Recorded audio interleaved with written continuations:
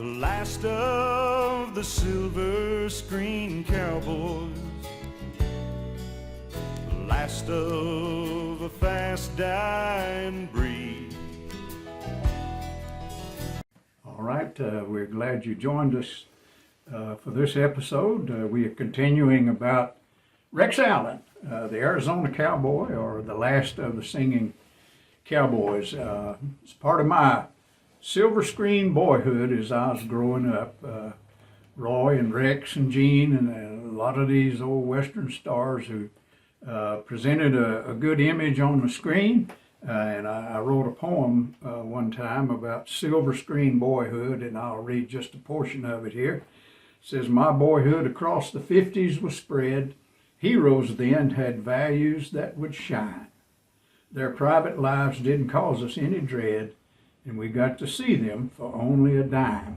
Of course, you can't see heroes today for a dime, but these old comics, a lot of these that I'm talking about, cost a dime. You get 52 pages, and sometimes 64, or in some of the comics, even more pages back in those days. But one time I went over to Knoxville and attended a convention. It's called the Riders of the Silver Screen Film Caravan, and Rex Allen was a featured star at that convention. And while I was there, I got his autograph, and there were several others that were there, but I remember Rex specifically, and my wife and I were sitting in a hotel restaurant, and we were eating breakfast, and I heard this fellow with a very distinctive low voice, very pleasant voice, turned around, and it was Rex Allen.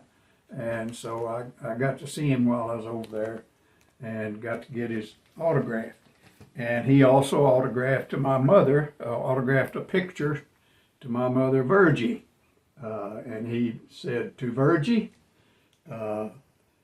keep looking up, signed Rex Allen." And I told him my mother was ailing, and she was. She died about 5 years later of cancer, but he was good enough to make it out to her, and I really appreciated Rex Allen doing that. And I ran across something a letter. I found this on eBay. It was an authentic original letter signed by Rex Allen, and I'll read it to you. And it was from a man named Mr. Smokey Smith, from Smokey Smith Enterprises in Des Moines, Iowa. And it says, "Dear Smokey," well, actually it's from Rex to Smokey.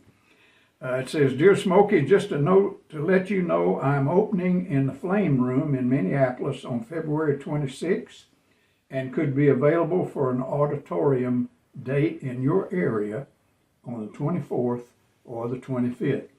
1968 looks like a beautiful year for all of us. Hope it is even better for you. Let me hear from you. Warm regards, Rex Allen." And there's his signature right there. It's from Rex Allen to Mr. Smokey Smith. I thought that was interesting to be able to find that original letter. Now, Rex made a transition from the movies in 1955, 56. He went into TV and made a series, it was about 39 episodes, 1958 to 1959. It's called Frontier Doctor, and he didn't wear his guns. You know, in the movies he'd worn his guns backwards, you know, the handles facing forward, kind of like Bill Elliott did, and one or two of the other old Western stars. But this is number one. They only made one issue of Frontier Doctor, and he had the idea himself. He did some study at a library about frontier doctors, and he decided he'd like to be in a series about Frontier Doctor, and so this came about. And William Whitney, who's a great director of old westerns, he directed a lot of the episodes of Frontier Doctor.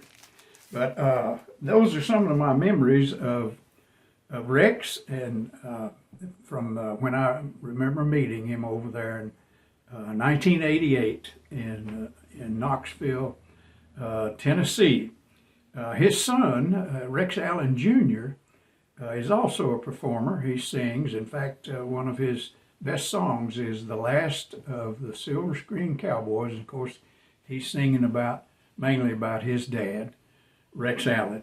Well, I'll close with this. You know, Rex had two sidekicks, main sidekicks, Buddy Epson, who went on to play with Fess Parker and Davy Crockett.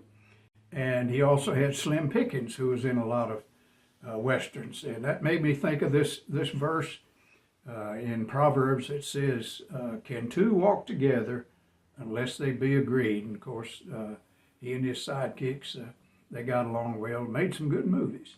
Give me a like.